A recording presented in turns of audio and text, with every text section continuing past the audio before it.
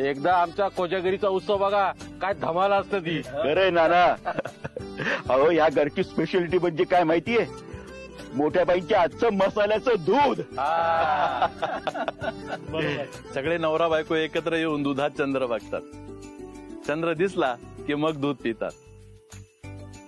नवरा बायको दुधात चंद्र बघताना आपलं एकमेकांवरचं प्रेम व्यक्त करतात. तुम्हालाही आवडेल, आज तुम्ही पण या. एक मिनिट हे तुम्ही मला दुधात चंद्र बघायला सांगू नका, मला किंवा महालक्ष्मीला. आणि असंही तुम्हाला सगळ्यांना माहितीये की आम्ही लवकरच डिवोर्स घेतोय, त्यामुळे प्लीज अशी ही ऑकवर्ड सिच्युएशन क्रिएट करू नका प्लीज. सर, हे असेच प्रसंग असतात जेव्हा आपलं भांडण विसरून आपण एन्जॉय करावं. नाही पण आमच्यामध्ये प्रेमच नाहीये तर व्यक्त कसं करणार ना? आता नाहीये, आधी तर होतं ना सर, ते आठवा. बरोबर आहे सिद्धू, शेवटी बायको ती बायकोच. तिच्या बरोबर घालवलेले क्षण कसे विसरणार? सगळं आठवा. काय माहित, त्यामुळे तुमच्या नात्याची नव्यानं सुरुवात होईल. नाही, आता ते शक्य नाहीये. माहितीये तुमची बायको स्वभावाने कडक आहे, माझ्याच बायको सारखी, म्हणून तुम्हाला भीती वाटत असेल. पण खरं सांगू, घाबरण्यातच मजा असते, त्यातच प्रेम असतं बघा. अहो तुम्हाला बायको आहे, तिची सोबत सोडू नका. बायको नसणं खूप वाईट असतो. अहो माझा एक मित्र होता, त्याने बायकोला सोडलं. अहो एकटाच राहायचा, गेला.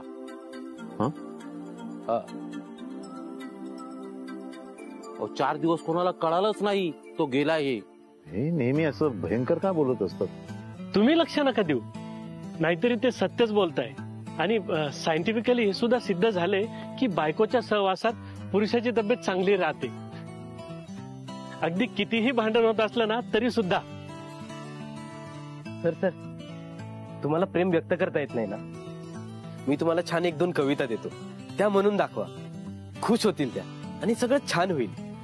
तुमच्यातले संबंध चांगले झाले तर तुमचा बिझनेसही वाढेल.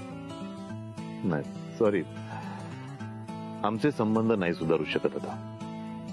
आणि तुम्ही जे काय सांगतायत ना मला, चंद्रात दूध, दुधात चंद्र, काय ते नाही, ते मी नाही करणार आहे. सर, आदितीसाठी हे सगळं करून बघा. तुम्हाला एकत्र बघून ती खूप खुश होईल. मॅडमनी घाबरून तुम्हाला जेव्हा मिठी मारली होती, अहो ते बघून आदितीच्या डोळ्यात पाणी आलंय. आजचा एक दिवस करून बघा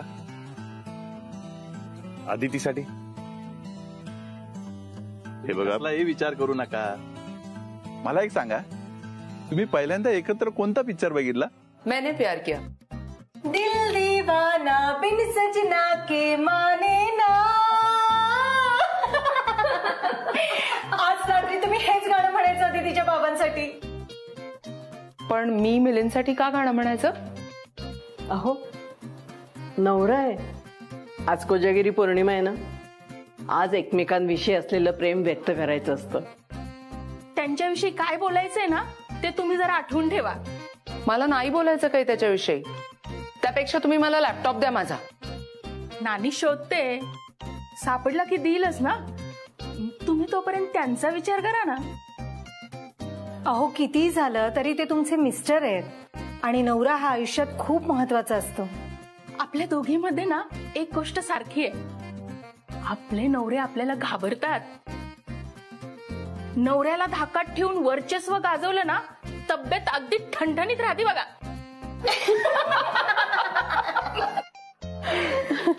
शेवटी आपल्या हक्काचं माणूस ते आपल्या हक्काचं माणूस. आपल्या आई वडिलांनंतर आपण त्यांच्यावरच विश्वास ठेवतो ना. पण तुम्ही हे सगळं मला का सांगताय? हे नवऱ्याचा इम्पॉर्टन्स अँड ऑल. कारण मॉम, तुम्हा दोघांच्या कामाच्या वस्तू नेमक्या कुठे ठेवल्यात हे नानी काकी विसरलीये. आणि त्यामुळे तुम्हा दोघांना पहिल्यांदा कामाशिवाय एकमेकांसाठी वेळ मिळतोय. त्याचा उपयोग करून घ्या.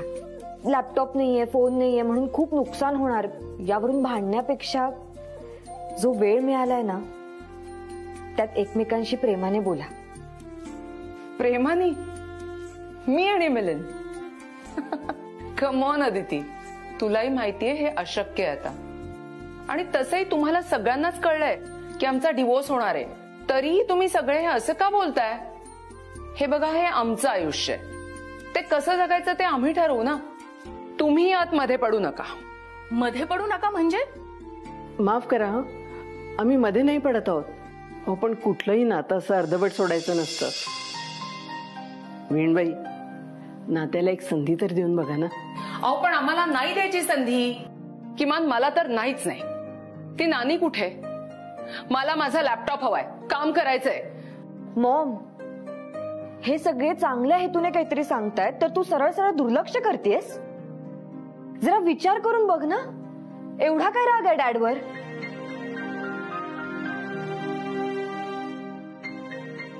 मोठ्या बाई, ताई काकी, पल्लू काकी, अर्चना बहिणी, तुम्ही सगळ्यांनी खूप प्रयत्न केले पण काहीच होऊ शकत नाही. आदिती, आदिती थांब. आदिती,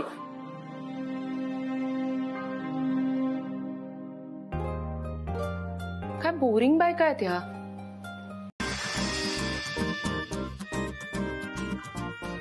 मी इथे आलो ना की नेहमी आमच्या घटस्फोटाचा विषय चालू असतो. आमचं खूप प्रेम आहे हो. आम्ही घटस्फोट नाही घेणार. हो हो, माहितीये आम्हाला, माहितीये. अहो, पण ते घटस्फोटाचं तुमच्याबद्दल नव्हतं चाललेलं.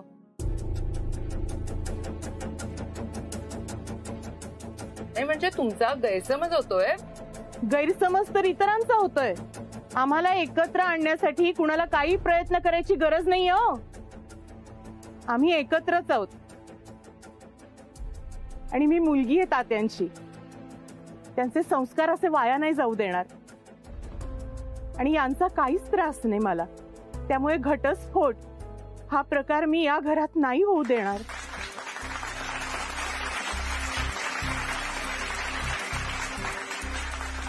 वा, छान बोलीस रत्ना.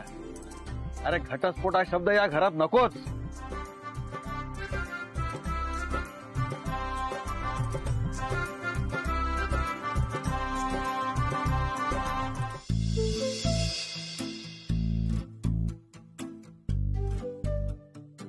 आमची ही खूप साधी आहे. हा जराशी वेंदळी आहे पण गोड आहे. माझी काही इच्छा नाही, फक्त भीती एकाच गोष्टीची, की कधीतरी मला तर नाही ना विसरणार. हो, मध्येच रात्री उठायची आणि मला विचारायची, हो तुम्ही कोण, माझ्या खोलीत कशी शिरलात?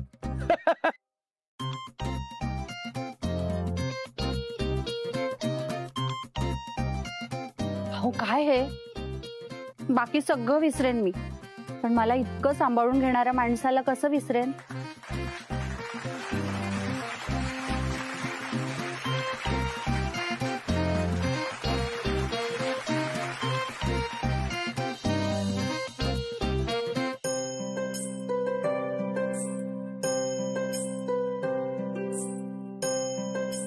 माझी कधीपासूनची फक्त एकच इच्छा आहे की तू ग्रॅज्युएट हो, तुझं शिक्षण पूर्ण कर. माझी पण एकच इच्छा आहे, आपल्या दोघात आता तिसरा येऊ दे. आधी ग्रॅज्युएशन, आधी बाळ. नाही, आधी ग्रॅज्युएशन, आधी बाळ, आधी ग्रॅज्युएशन. अरे बाळा, प्रेम व्यक्त करायचंय, भांडायचं नाही. एक काम करा दोघांनी, दोन्ही इच्छा मनावर घ्या आणि आम्हाला पेढे द्या.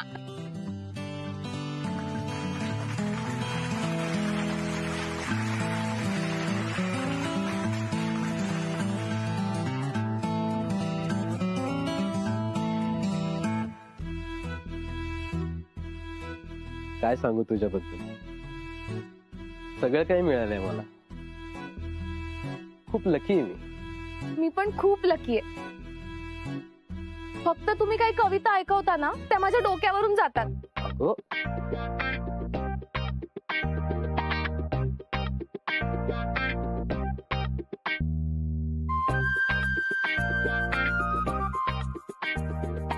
चला पाहुणे, आता तुम्ही. मी आम्ही म्हणजे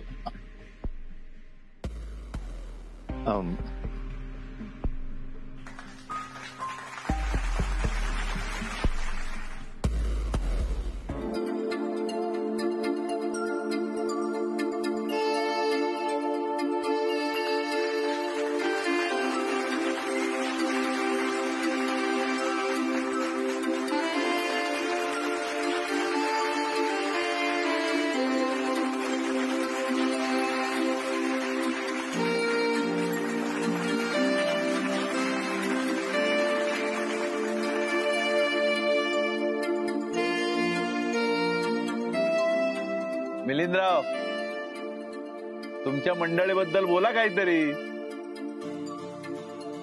तर हिच्याबद्दल काय बोलू हे काही कळतच नाहीये, पण काही कवितांच्या ओळी आहेत त्या मी म्हणून दाखवतो.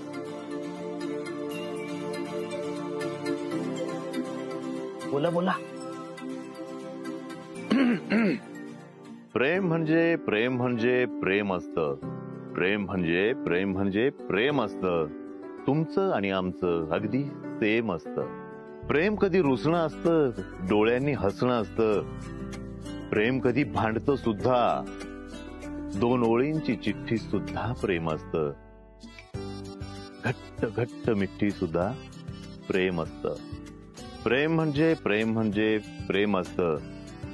तुमचं आणि आमचं सेम असतं.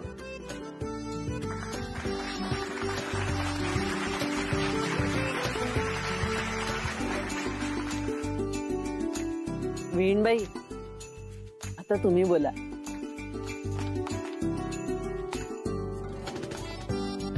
माझ्या नवऱ्याबद्दल मी काय बोलू? माझं खूप प्रेम आहे त्याच्यावर. खूप भयंकर एक्सपिरियन्सेस मधून गेल्यानंतर मला असा माणूस भेटलाय. आज तो आहे म्हणून मी आहे. त्याचं माझ्यावर खूप प्रेम आहे. माझ्या कठीण काळातही त्याने मला खूप साथ दिली आहे.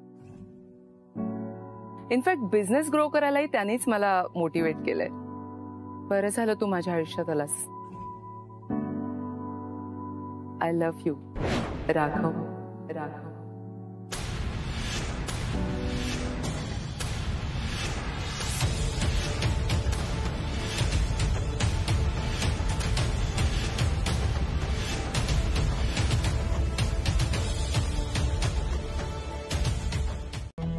तात्या, मी माफी मागते तुमची. मॉमने जे काही सांगितलं ते जरी खरं असलं तरी ते ज्या पद्धतीने तुमच्या समोर आलं त्या पद्धतीने यायला नको होतं. खरं ते कधीच समोर नसतं आलं अदिती. तुम्ही जर हे असंच लपून ठेवलं असतं तर हे कधीच समोर नसतं आलं. मॉम, जरा थांबशील का? का थांब? त्या सगळं खरं सांगतायत म्हणून. तात्या, आदिती तू थांब. तुम्ही बोला. आता मी काय म्हणतो, आता हे सगळं. तू काही बोलू नकोस. तुम्ही कोणीच काही बोलू नका. तुम्ही बोला. नको तात्या, या वयात हे एवढे धक्के सहन नाही होणार तुम्हाला. त्याची काळजी तुम्ही नका करू. आतापर्यंत खूप धक्के सहन केलेत मी. हो, पण हा धक्का वेगळा आहे. आतापर्यंत फक्त सिद्धार्थ आणि अदितीच्या लग्नाचा प्रश्न होता, पण आता मी जे सांगणार आहे ना त्यामुळे तुमची ही हसती खेळती फॅमिली तुटू शकते. काय बोलताय हे? कुठं पण तुटणार आमचं? काही झालं तरी शक्य नाहीये. याच कॉन्फिडन्सनी तात्या मला किती बोललात तुम्ही. आमच्या घरात कधी चोरी होत नाही, कुठली गोष्ट लपवली जात नाही, आम्ही कसे सगळे एकमेकांशी जोडले गेलो आहोत वगैरे वगैरे. तात्या, तुमचा विश्वास आहे ना या सगळ्यांवर? मग तरीही हे सगळे असे का वागले? तात्या, आमचा घटस्फोट होणार आहे हे सगळ्यांना माहिती होतं. फक्त तुमच्यापासून लपवलं गेलंय.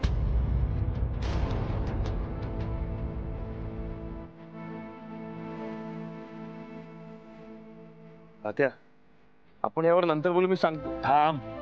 मला आत्ताच कळायला पाहिजे सगळं. मी सांगितलं नाही ना मला. मग आत्ता मध्ये बोलू नका. बोला तुम्ही. तात्या, हे सगळेजण मुंबईला आले होते ना तेव्हापासून त्यांना माहिती होतं की आमचा डिवोर्स होणार आहे. तेव्हा तुम्हाला हे सगळं सांगितलं नाही गेलं तात्या, कारण हे तुमच्यापासून लपून ठेवून आमच्यात प्रेम निर्माण करणार होते. का तर हे सगळं करून घटस्फोट झालाच नाही तर तुम्हाला काही सांगायलाच नको. म्हणजे तुमची तत्व यांना मान्यच नाहीये की तुमच्यावर विश्वास नाहीये यांचा. हे काय बोलताय तुम्ही? तात्या, असं काही नाहीये हो. मग का नाही सांगितलं तात्यांना? खरं सांगू तात्या, तुम्ही सगळं समजून घ्याल यावर यांचा विश्वासच नाहीये. तुमचं आणि बयोबाईंचं मी एक वेळ समजू शकते, कारण तुम्ही वयस्कर आहात, तुमचे विचार जुने आहेत, तुम्ही ऑर्थोडॉक्स आहात. पण रत्नाकांतचं काय? तुम्हालाही नाही सांगितलं? या घरातली मुलगी असू नये मग कसं म्हणू शकता तुम्ही की आम्ही एकमेकांना जोडून राहतो? माझ्यापासून फक्त लपवून नाही ठेवलं, माझ्यावर प्रयोग सुद्धा केलेत तुम्ही. मला विश्वासात न घेता तुमच्या मिशन साठी वापरून घेतलं तुम्ही मला. याचा अर्थ ती वही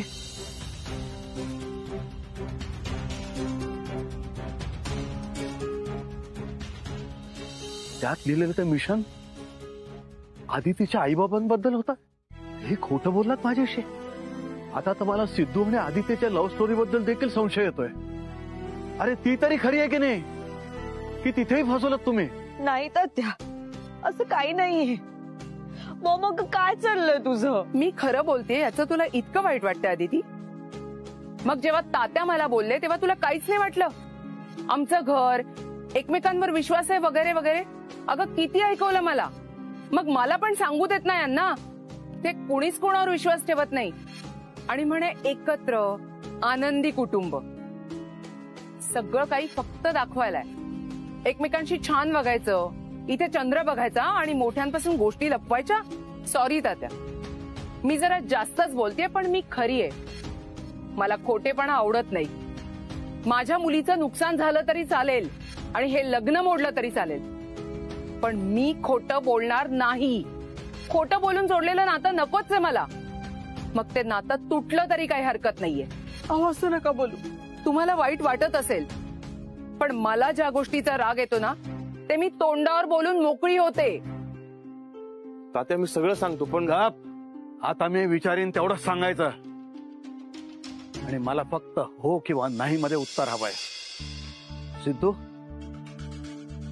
हे सगळं खरं आहे? हो तात्या, पण कुणाला माहिती होतं हे? सगळ्यात आधी मला आणि हिला माहित होतं. नंतर नानी आणि बापू आले, त्यांना कळलं. नंतर सगळ्यांना कळलं. बघितलंच बयो, सगळ्यांना सांगितलं, मला नाही सांगितलं. मी म्हणत असते ना, तुझ्या सुना मला परक समजतात. ते काही खोटं नाहीये. खूप वाईट वाटलंय मला. काय बोलावं सुचत नाहीये. काय बोलू मी? त्यावर आपण उद्या बोलू. तात्या अहो थांबा. तात्या, आदितीची काही चूक नाही. ती चांगली मुलगी आहे. हो तात्या, मोठ्या बाई बोलतायत ते अगदी बरोबर आहे. हो तात्या, तुम्ही दूध नाही प्यायला, ते तरी पिऊन जा. आता मला काहीही नकोय. तात्या, सगळी चूक माझी आहे, मला शिक्षा द्या, पण प्लीज थांबा. शिक्षा तर मी करणारच आहे, पण तुला एकट्याला नाही, सगळ्यांनाच. मला आता इथं थांबायचं नाहीये. मला एकटा राहू द्या. रत्नाक्का, रत्नाक्का, घाबरू नको. मी काय बोलणार तुला? इथं माझ्या घरच्यांनीच मला आपलं मानलं नाहीये. तुला त्यांनी त्यांच्या वतीनं बोलायला तर नाही पाठवलं ना? नाही रत्नाक्का, मी हे दूध घेऊन आले तुमच्यासाठी. नकोय मला. तात्यान बयोबाईंनी दूध प्यायल्याशिवाय मी दूध पित नाही. ते प्यायले तरी नकोय मला. आता मला या घरातलं काहीच नकोय. रत्नाक्का प्लीज असं नका ना बोलू. तुला नाही कळणार आदिती. आता सुद्धा मी खिडकीपाशी उभी होते तेव्हा लहानपणापासूनचे खेळलेले खेळ, मस्ती, तात्यांचा ओरडा, बयोचं प्रेम, सगळं सगळं आठवलं. लग्न होईपर्यंतच सगळं आयुष्य या घरात काढलंय मी. इथे येणाऱ्या प्रत्येक सुनेला पाहिलंय. हे आप्पा, नाना, बापू, बाळा आता या घरात तुला गुण्या गोविंदानं राहताना दिसतायत, पण लहानपणी ना हे खूप मस्तीखोर होते. खेळताना सारखे भांडायचे. मी या घरातली एकुलती एक मुलगी, सगळ्यांची लाडकी. मग प्रत्येक जण मलाच येऊन सगळं सांगायचा. ऐकायचं माझं. आप्पा माझा मोठा भाऊ असला तरी तात्या ना खेळताना यांच्यात भांडणं होऊ नये म्हणून मला त्यांच्यावर लक्ष ठेवायला सांगायचे. मी पण कोणी मस्ती केली की त्याचं नाव तात्यांना सांगायची. ही सगळी भावंड मला विचारल्याशिवाय एकही गोष्ट करत नव्हते. यांनी त्यांच्या बायकांना होकार देताना सुद्धा मला आधी सांगितलं होतं.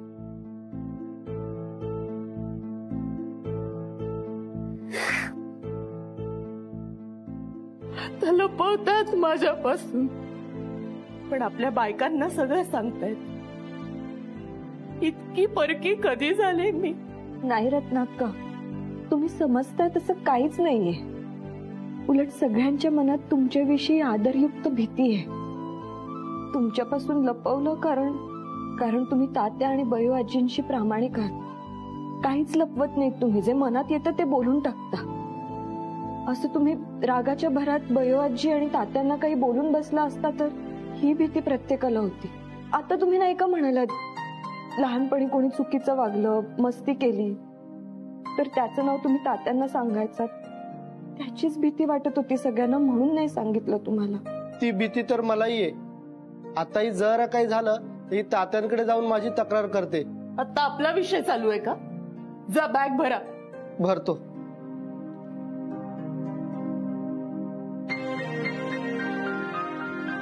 रत्नाक्का, हा जो काही प्रकार घडला त्यात तुम्हाला दुखवण्याचा हेतू नव्हता. तुम्ही तर या घरच्या आहात. हक्क आहे तुमचा. परक्या नाही आहात तुम्ही. परकी तर मी आहे. म्हणजे तुम्ही सगळेच जण अगदी मनापासून माझ्यासाठी सगळं काही करता, पण अजून या घरची सून नाही ना झाली आम्ही. आणि माझ्याचमुळे तुमच्या सगळ्यांच्या नात्यात कडवटपणा आलाय आणि नाही सहन होते मला. रत्नाक्का, चूक माझी आहे. त्याची शिक्षा घरच्यांना नका देऊ. जमल्यास माफ करा मला आणि हे दूध पिऊन घ्या.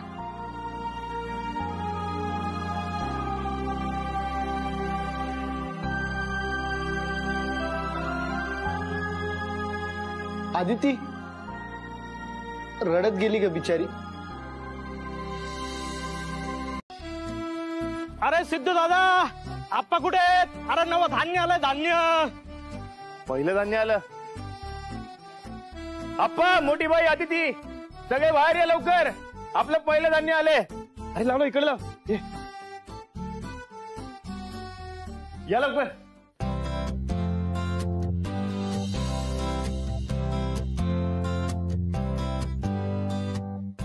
आलं का धान्य? होय होय आप्पा, बघा यावर्षी बाजरीला झाक आली. किती बरं वाटतं ना आपण घेतलेली मेहनत अशी समोर बघून. आपल्या कष्टाचं मोल जाणलं मातीत आणि एवढं चांगलं पीक उगून आलं.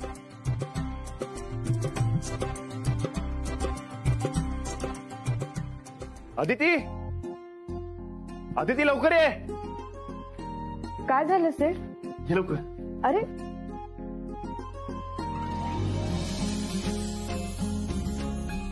आदिती, अगं हे बघ आपलं पहिलं धान्य. पहिलं धान्य म्हणजे?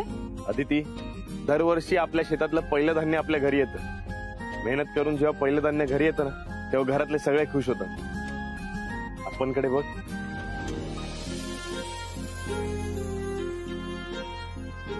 अप्पा, छान वाटतंय ना?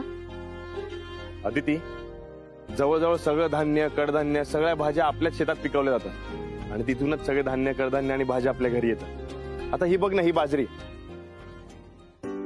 आता तात्या येणार आणि याची पूजा करणार आणि मग सगळी बाजरीची पोती आपल्या घरात जाणार. मग आम्ही सगळ्या बायका जातं काढून ओव्या म्हणत ती बाजरी दळतो आणि पीठ काढतो. किती छान आहे हे सगळं. आमच्याकडे तर ग्रोसरी ऑनलाईन मागवतात. हे सगळं नवीन आहे माझ्यासाठी. अगं आता दरवर्षीच बघशील हे सगळं.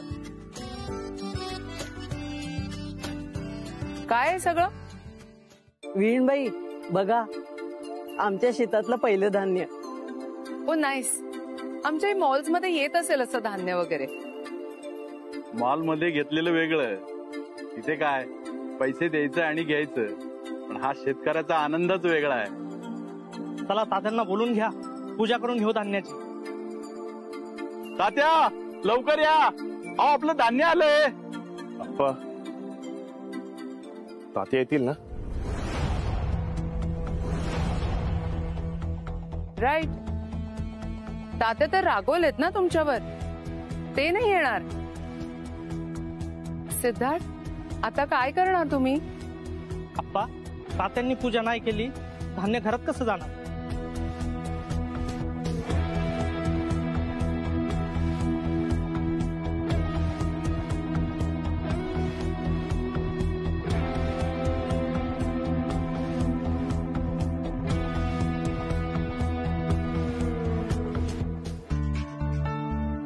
अहो,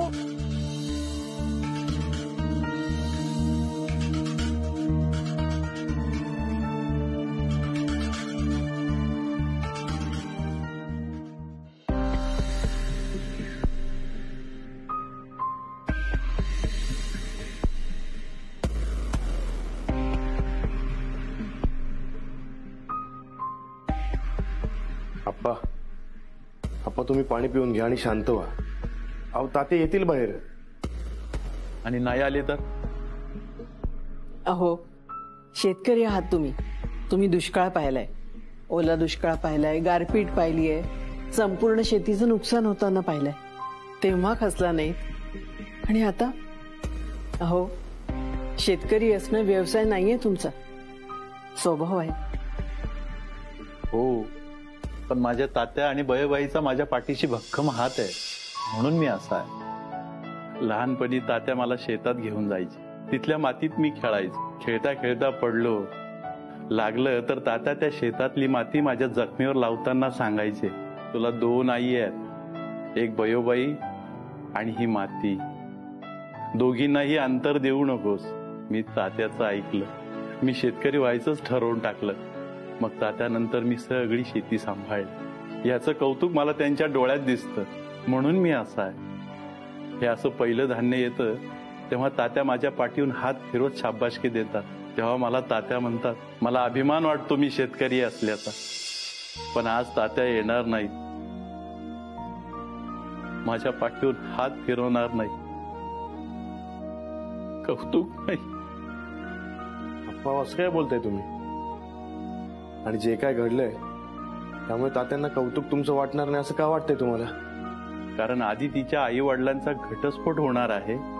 ही पहिली गोष्ट जी मी तात्यापासून आणि बयबाईपासून लपून ठेवली, त्यामुळे माझ्याबद्दलच्या कौतुकाची जागा रागाने घेतली असणार.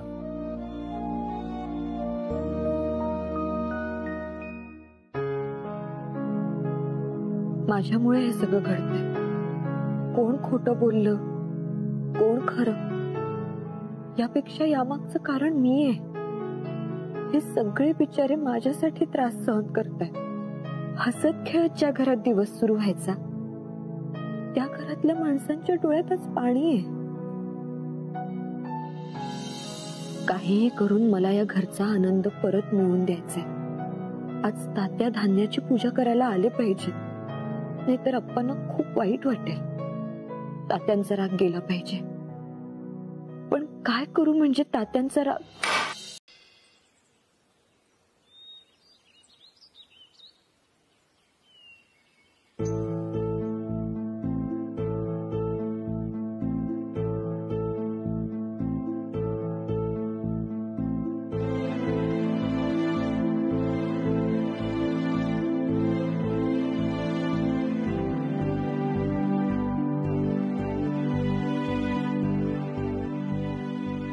कोणालाच न सांगता कसं जाऊ?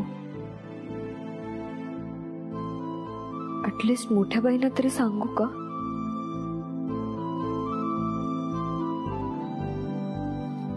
अदिती, काय करतेस? मिलिंद गाडीत वाट बघतोय, चल लवकर. आपण निघतोय तर एकदा भेटून सगळ्यांना बाय बोलते. सगळे झोपले असतील. तुला माहिती आहे ना ते किती गोड आहेत सगळेजण. तू बाय करायला जाशील आणि मग तू जातेस म्हणून सगळेजण इमोशनल होतील. पण असं न भेटता न सांगता गेले तर चांगलं नाही ना दिसत. हे बघ, आता इथे कोणीच नाहीये तर आपण निघूयात. वाटलं तर तू त्यांना नंतर फोन कर ना. ओके. पण ऍटलीस्ट सिडला तरी. नो अदिती, तो तुला परत थांबवेल आणि समजवत बसेल की जाऊ नकोस अनॉल. नाही,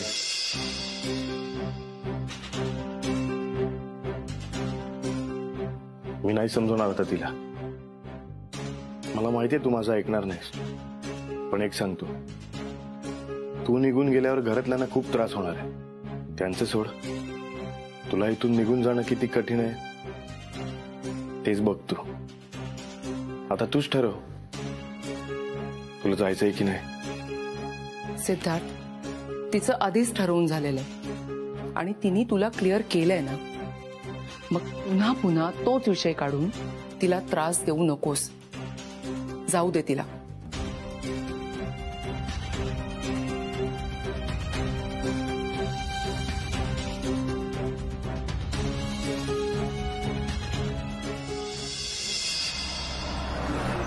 आज सकाळी सकाळी कुठे बाहेर चाललात वाटतं? नाही. मग काही विशेष? हो, काय? आजपासून मी काही गोष्टी ठरवल्यात. हे उगाच चिडून बसण्यात काहीच अर्थ नाही. काल जरा चुकीचंच वागलो मी, सगळ्यांशी खूप कठोर वागलो. आता या सगळ्यांनी जे काय केलं ना, ते आपल्याला वाईट वाटू नये म्हणूनच केलं ना. ते बिचाऱ्या पोरीने खूप सोसलं. आता तिच्या आईवडिलांमुळे तिला शिक्षा देण्यात काही अर्थ नाही ना. अच्छा, म्हणजे सगळ्यांना माफ करणार आहात म्हणून इतके छान कपडे घातलेत. नाही नाही, माफ करण्यासाठी एवढे चांगले कपडे घालण्याची काही गरज नाही आहे.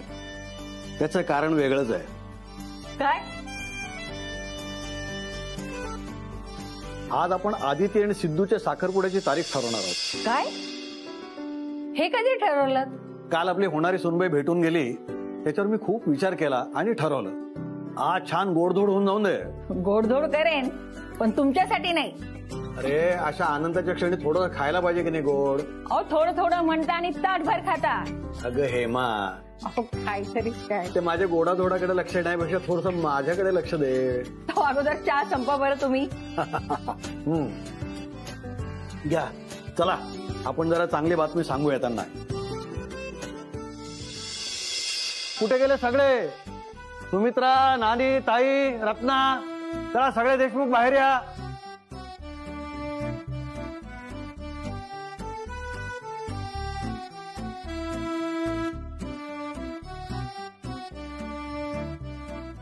तात्या, काय झालं?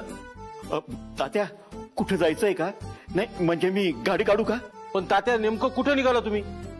मी कुठेही जात नाहीये आणि आज कुणीही कुठेही जायचं नाहीये. आज आनंदाचा दिवस आहे. काय आज? मी विसरले. तुलाच काय, आम्हाला सुद्धा आठवत नाही आज नेमकं काय आहे ते. सांगतो, एक आनंदाची बातमी द्यायची आहे. सगळे आले का? हो, आलेत तात्या. सिद्धू बाकी होता, तो पण आला. तात्या तुम्ही? हो, मी. आधी सुनबाईंना बोलवा, मग सगळे म्हणून जोरदार चर्चा करू आणि ठरवू काही गोष्टी. काय ठरवायचंय तात्या? आधी सुनबाई आणि भाई येऊ देत, मग बोलू. झोपलेत की काय अजून? तात्या, आदिती आणि तिचे मॉम डॅड मुंबईला निघून गेले. हा?